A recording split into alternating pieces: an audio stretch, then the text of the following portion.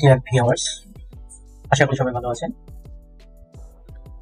Microsoft ওয়ার্ডে কিভাবে লেখা যায় আজকের ভিডিওটির মাধ্যমে আপনারা ভালোভাবে জানতে পারবেন এবং মাইক্রোসফট ওয়ার্ডের সাহায্যে বাংলা কিভাবে লিখবেন এবং কি কি টুলসগুলো ব্যবহার করবেন এবং কোথায় কি ব্যবহার করতে হবে সেগুলো বিস্তারিত জানার জন্য পুরো ভিডিওটি এবং আমার সাথে থাকার জন্য চ্যানেলটি সাবস্ক্রাইব করুন। চলুন আমরা শুরু করি। প্রিয় ভিউয়ার্স, মাইক্রোসফট ওয়ার্ডে কাজ করার জন্য প্রথমে আমরা ওয়ার্ড ফাইলটি ওপেন করব। তার জন্য আমরা সার্চ বাটনে ক্লিক করে ওয়ার্ড লিখলে মাইক্রোসফট অফিস ওয়ার্ড যে দেখতে পাবো সেটি ওপেন করলে ওপেন হবে, অথবা আমি যেটি করি বা সহজে যেটি করা যায়, মাউসের রাইট বাটনে ক্লিক করে নিউতে গিয়ে Microsoft Office Access Microsoft Office Word ডকুমেন্টটি ক্লিক করলেই ওপেন হয়ে যাবে এবং আমরা এটি সেটি নাম দেব। এরপরে আমরা সেটি ওপেন করব। এই হলো মাইক্রোসফট ওয়ার্ডে কাজ করার জন্য একটি পেজ। আমরা চাইলে ইন্টার দিয়ে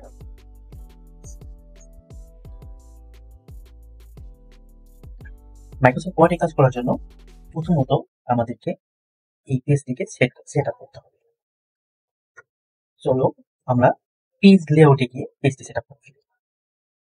পেজ সেট আপে প্রথমে মার্জিনটি সঠিকভাবে দিতে হবে। যদি আমরা নর্মাল মার্জিনটি নেই, সাধারণত নর্মাল মার্জিনে লেখালেখি কাজগুলো করা হয়, কোনো অ্যাপ্লিকেশন এবং বিভিন্ন ধরনের ডকুমেন্টগুলো টাইপ করা হয়। চাইলে আমরা কাস্টম মার্জিনে ক্লিক করে বিভিন্ন মার্জিনের সাইজ দিতে পারি। প্রয়োজন মতো সাইজ দিয়ে ওকে ক্লিক করলে হয়ে গেল। এরপরে আমরা কি উদ্দেশ্যে কি কারণে লিখবো তার জন্য পেজটিকে ল্যান্ডস্কেপ এবং সোজা পোর্টে রাখতে পারি। তো আমরা পোর্ট্রেটে লিখবো, রাখলাম। এরপরেই আরেকটি বিষয় আছে সাইজ। এখানে অনেকগুলো সাইজ রয়েছে, লেখার সাইজ আছে, এটি সাধারণত লেখা হয় না। অফিসিয়াল কাজগুলোতে মূলত লিগাল এবং A4 কাজ করা হয়। তো আমরা যে কোনো একটি নিয়ে কাজ করবো, সেটি হলো লিগাল নিয়ে কাজ করবো।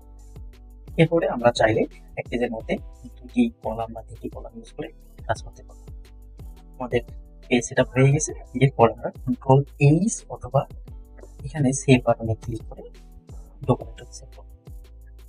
এরপরে আমরা চলে আসি এসে আমরা কোন ভাষায় ইংরেজিতে লিখবো না বাংলায় লিখবো। ইংরেজিতে লিখি আমরা ইংরেজিতে লিখতে পারবো, অথবা ইংরেজি অনুমোদিত ফন্ট হলো টাইম ক্লিক করলে টাইম লিখলে মোটামুটি টাইম আমার চলে।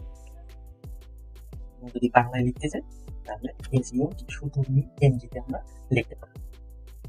তো আমরা এখন বাংলায় লিখতে চাচ্ছি, তো এভাবে বাংলায় আমরা লিখবো। তার আগে কিছু কাজ আছে, সেটি হলো ফন্ট সাইজ আছে 11-তে। আমরা অফিসিয়াল কাজগুলো এবং অন্যান্য কাজগুলো আমরা সাধারণত যত ফন্টে লিখে থাকি।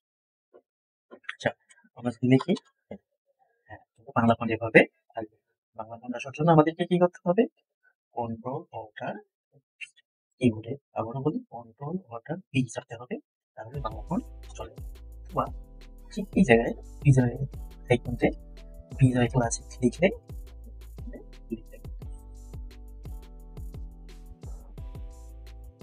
এইভাবে আমরা বাংলা ফন্টে লিখতে পারবো। এরপরে আমাদের কাজটা করবো,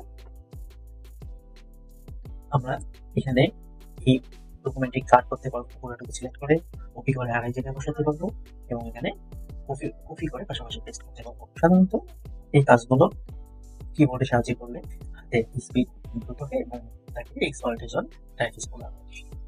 Ctrl+H দিয়ে আমরা সেভ করবো, Ctrl+C দিয়ে কপি করবো, Ctrl+C দিয়ে কপি করে এরপরে আবার Ctrl+V দিয়ে পেস্ট করবো এবং Ctrl+X দিয়ে আমরা সেটিকে কাট করে ফেলতে পারি।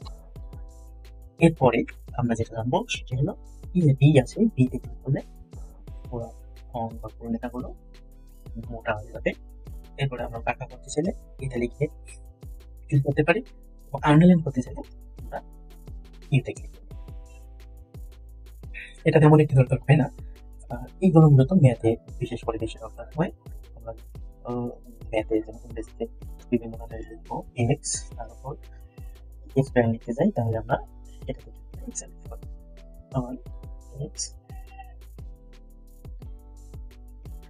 এক্স এর নিচে যদি পাওয়ার লিখতে চাই তাহলে এক্স এভাবে লিখতে পারি। সাধারণত এগুলো ম্যাথে কাজ করা হয়, যেগুলো নর্মালি এক্সেলে অতি সহজেই করা যায়। আমি আমি খুব শীঘ্রই এক্সেলের উপর একটা ভিডিও নিয়ে আসবো। আপনারা লাইক দিয়ে পাশে থাকবেন যাতে ওই ভিডিওটি দেখতে পারেন, দেখে এক্সেলের মোটামুটি ধারণা নিতে পারেন। ডিয়ার ভিউয়ার্স, আমরা এরপরে যেটি শিখবো সেটা হলো ইজি কোনো আমাদের লেখাগুলোকে আমরা সেন্ট্রালাইজ করতে পারি।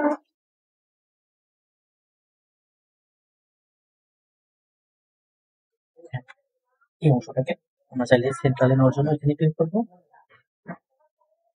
এবং নর্মালি আমরা যেটা করবো সেটা হলো জাস্টিফাই করবো। জাস্টিফাই করলে পুরো লাইনগুলো অনেক সুন্দর দেখা যাবে। যদি এর মধ্যে অনেকগুলো লাইন আমার কাছে নাই থাকলে এটা বুঝবো। ঠিক আছে, এরপরে আমরা যেটা করবো সেটা হলো লেখাগুলো যদি কালার চেঞ্জ করতে যাই তাহলে এখানে যে কোনো একটি ক্লিক করলে কালার গুলো চেঞ্জ হয়ে যাবে। আবার আমরা চাইলে লাল কালার নিতে পারবো। এরপরে আমরা যেটা শিখবো সেটা হলো এই লেখার ব্যাকগ্রাউন্ডে কালার করতে পারবো। সেটা হলো কালার করতে পারবো বিভিন্ন ধরনের কালার করতে পারবো। ঠিক আছে, এরপরে আমাদের কাজের যেটি অনেক গুরুত্বপূর্ণ বা বেশি দরকার হয় সেটি হলো এই ইনসার্ট টেবিল বিষয়টি। আমরা টেবিল লেখা শিখবো, আঁকা শিখবো।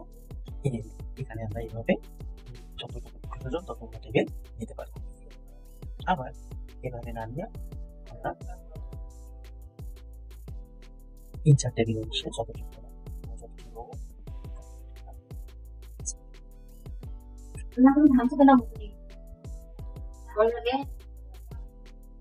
পাশাপাশি প্রো ট্যাবলস এর মাধ্যমে আমরা আরো অতিরিক্ত ট্যাবল চাইলে আনতে পারবো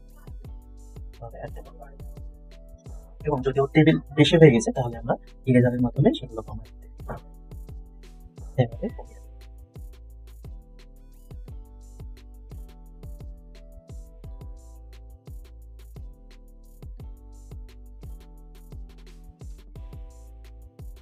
এইভাবে আমরা বেসিক যে কাজগুলো আছে সেই কাজগুলো শিখে নেব। পাশাপাশি ডকুমেন্টে যদি প্রিন্ট করতে চাই কন্ট্রোল পি, সেটা আমরা প্রিন্ট করতে পারবো কন্ট্রোল পি এবং কারেন্ট পেজ পাশাপাশি প্রিন্টার এখানে শো করবে। ঠিক আছে ভিউয়ার্স, আজকে এই পর্যন্তই। পরবর্তী ভিডিওগুলো দেখার জন্য আমন্ত্রণ রইল এবং পাশে থাকার জন্য আমার চ্যানেলটি সাবস্ক্রাইব করুন। ভালো থাকবেন।